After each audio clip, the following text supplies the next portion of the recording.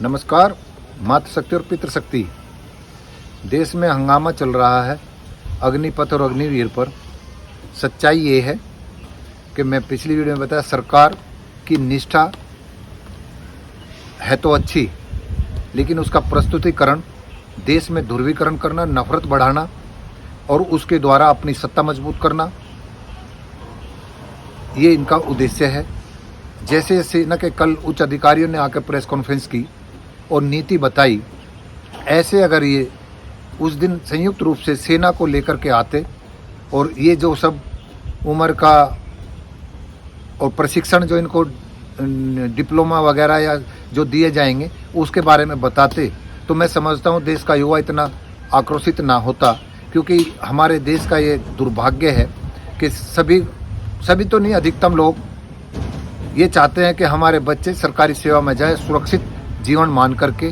और सेना की तो छोड़ दो, पैरामिलिट्री की, अन्य विभाग में तो अन्य तरह की लुटाई बहुत है। उसकी वजह से हर माता पिता अपने बच्चों को उसमें भेजना चाहता है, जबकि ये देश के साथ एक किस्म से देखा जाए, मानवता के साथ, व्यवस्था के साथ एक किस्म से मक्कारी है। लेकिन हम इसको इसलिए एक पर्टिकुलर उनको दोष नहीं दे सकते, जब जिम्मेदार ही उच्च सेवा पद वाले भी और राजनीतिक व्यवस्था को चलाने वाले भी उनसे बड़े मक्कार हैं। तो जैसा राजा होगा वैसी ही प्रजा होगी। तो ये इस तरह का कंपटीशन आना अच्छी बात है, और सभी विभाग में ऐसे ही 4 साल 3 साल जैसा जैसे करना चाहिए कि उनमें भर्ती जितने करोगे आप, उनके आपको कुछ प्रतिशत रखने की व्यवस्था सुनिश्चित करनी चाहिए। इससे जो व्यक्ति अपने आप को सरकार का दामाद मान लेता है, उसके मन में ये आएगा कि मुझे यहाँ से जाने के बाद कुछ करना है। और आप ऐसा भी समझिए कि जो सर्विस नहीं कर रहे हैं, क्या वे जिंदा नहीं हैं?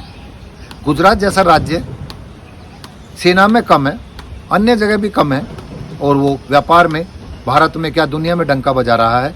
तो ये माइंडसेट हमें अपने बच्चों को बनाना चाहिए। और अपने 4 बच्चे या 2 बच्चे या 3 बच्चे हैं तो उनके प्रतिभा को देखने के लिए स्कूल में भी ऐसी व्यवस्था करनी चाहिए। उनकी साई को, उनका टैलेंट को टेस्ट करके उनको उसी तरह की शिक्षा देने की व्यवस्था करनी चाहिए। और ये सेना इससे बढ़िया, जैसे स्पोर्ट्स में भी सेना ने अच्छा कमाल किया है, डिसिप्लिन लाइफ है, इसमें कोई दोहराई नहीं है। और वहाँ पर इस तरह का उनको फोकस किया जाए कि आप जो बच्चे 75% बाहर आएंगे उनको ऐसा ट्रेंड करें कि वे अपने स्वयं के व्यवसाय करें। आप इससे अंदाज लगाइए, जो भारी आक्रताओं के आने से आस्था जरूर बदली हमारे लोगों की, वो भी हमारे जो जिम्मेदार लोग हैं, जो घमंडी हैं, कहते हैं हमारे पुरखे और हमारे देवी देवता और ब्राह्मण मानसिकता ने ये कर दिया वो कर दिया, करा कुछ नहीं, मुंह पिटा, बेइज्जती हुई नारियों की भी, देश का भी सम्मान करा, गिरा है, संस्कृति भी हमारी पतन हुआ है। तो सच्चाई तो ये है। लेकिन मैं फिर भी ये कहता हूँ कि हमें उन सबको देखते ये भी देखना चाहिए कि जो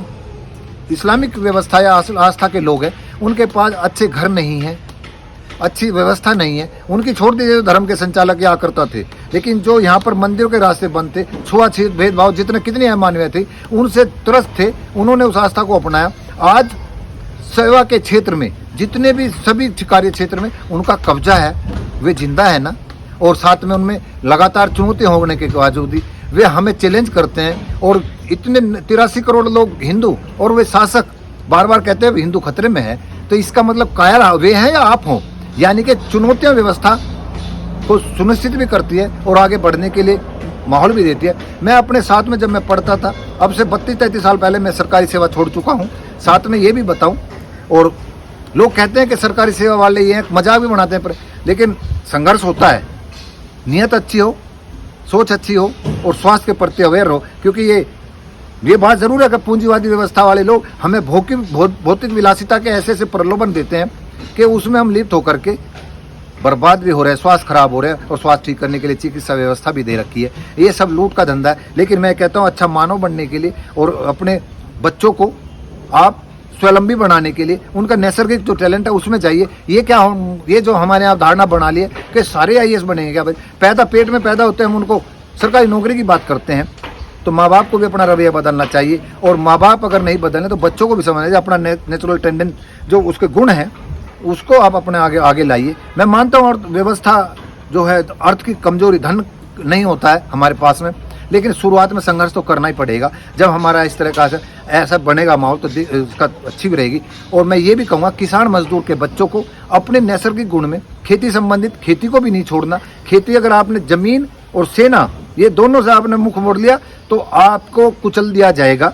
तो आपके जो 25% लोग उसमें जो जाएंगे और वे परमानेंट कमीशन में होंगे, उनको वही फैसिलिटीज़ मिलेंगी जो सबको मिलती है, सेना में अब तक मिलती रही है। जो 75% आएंगे वे ट्रेंड होकर के फील्ड में क्षेत्र में आएंगे और अपने अपने कार्य करेंगे।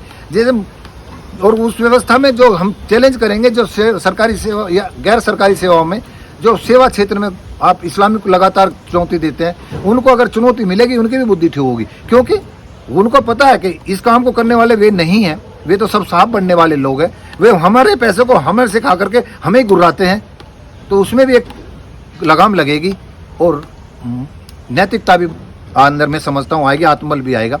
तो माता पिता भी और मेरे बच्चे जो देश के दिशाहीन हो रहे हैं, ये सरकार की नीति की वजह से ऐसा हुआ है। नहीं तो ये मैं कहता हूँ सरकार को ऐसी पॉलिसी सभी विभाग में लानी चाहिए। सब में ये इस तरह का कहना चाहिए कि हम इसमें भर्ती करेंगे, 3 साल 4 साल बाद में आपको इतने बच्चे छटनी करके इतनों को रखेंगे, इतनों को हम ट्रेंड भी करेंगे। उनको नजरअंदाज मत करिए कि भाई उनको हम भगा देंगे, ये भाषा नहीं।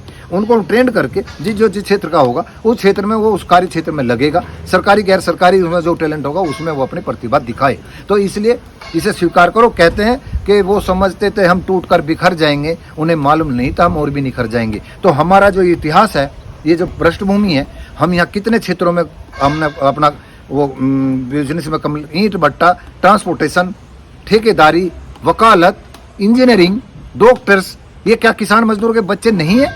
और बड़ी बड़ी प्रतिभा और बड़े बड़े नामचीन हैं। तो ऐसे ही आप अपने बच्चों को किसी भी क्षेत्र में, ये जरूरी नहीं डॉक्टर इंजीनियर बने, मेरा बच्चा एक डॉक्टर बनने को तैयार है, एक प्लम्बिंग का काम करना चाहता है, वो प्लम्बिंग के क्षेत्र में फील्ड में अच्छा काम करे, वो अपनी टीम बनाए, उसकी एक सीरीज बनाए, एक चेन बनाए, कंपनी बनाए, ऐसा प्रेरित करें। ये कह करके उनको दीनहीन करें कि भाई ये तो चाय बेचता है या कुछ करता है। अभी एक IITN बच्चे ने सुट्टा बार चाय कुछ बनाया, IITN लड़का था ना वो। ये भी कल मुझे बताया किसी ने बाहर की विदेशी नौकरी छोड़ करके 5-7 लाख रुपए महीना की, उसने आके गधे वाले हैं, गधी का दूध बेचता है, 25 रुपये किलो है। तो अब नए नए कॉन्सेप्ट लाइए और ऐसे बच्चों को प्रेरित करिए। और मैं समझता हूँ इसमें हम निगेटिव ना हो, बस हाँ जमीन और सेना का रुख बिल्कुल ना बदले। हमारे अगर 4 बच्चे हैं या 3 बच्चे हैं, उनमें से सेना और जमीन में भी 1-2 बच्चा रहना चाहिए, क्योंकि ये हमारी मूल ताकत यही है। कोरोना काल में भी आपने देख लिया होगा, देश की सुरक्षा में भी और व्यवस्था में भी पुलिस और सेना लगी, और बच्चों को देश की पालन पोषण के लिए किसान लगा। और इससे विमुख अगर ये कंपनियों के पास चली गई, पूंजीपतियों के पास ये व्यवस्था चली गई, तो आप जरूर पुरातन की तरह गुलाम हो जाएंगे। तो उस व्यवस्था को ध्यान में रखते माता पिता भी और बच्चे भी इसे स्वीकार करें और लड़ाई झगड़ा ना करें, सरकारी संपत्ति को ना तोड़ें, इसे स्वीकार करें और मनोबल बनाएं कि हम रात दिन होकर किसान मजदूर के बच्चे सेना में भी तत्परता से रहेंगे, खेती में भी तत्परता से रहेंगे, और इससे संबंधित व्यापार में भी हम तत्परता से रहेंगे। और अन्य जो लोगों का एक अधिकार है कुछ बिजनेस, उसमें भी अपने बच्चों को हम घुसाएंगे सामूहिक रूप से। जैसे हम कहते हैं समाज के लोग, संगठन के लोग, खाप के लोग, अपने बच्चों को ऐसे ट्रेंड कराइए और उनको सपोर्ट करिए। आर्थिक हो, दिशा दशा जो भी किसी सहायता जरूरत पड़ती हो वो दीजिए। ऐसे में अपने कहने का मेरा एक भाव था। इसे नकारात्मकता से मत लें और लोगों के मोहरे ना बने, मुकदमेबाजी में ना फंसें, सरकारी संपत्ति ना तोड़ें, और अपने राष्ट्र के लिए और अपने आप के लिए, सुधार के लिए, आत्मबली और नैतिक बली बनने के लिए किसी पर निर्भर ना। परजीवी कौन है इस देश में? राजनीतिक लोग, धार्मिक लोग, ये परजीवी हैं। ये हमारी वोट पर जिंदा है और हमको गुर्राते हैं। ऐसे धर्म के मंदिरों में बैठे हुए लोग या मस्जिदों में बैठे हुए लोग, वे परजीवी हैं। हमें परजीवी नहीं बनना, स्वावलंबी बनना और नैतिक बली बनना है। नमस्कार।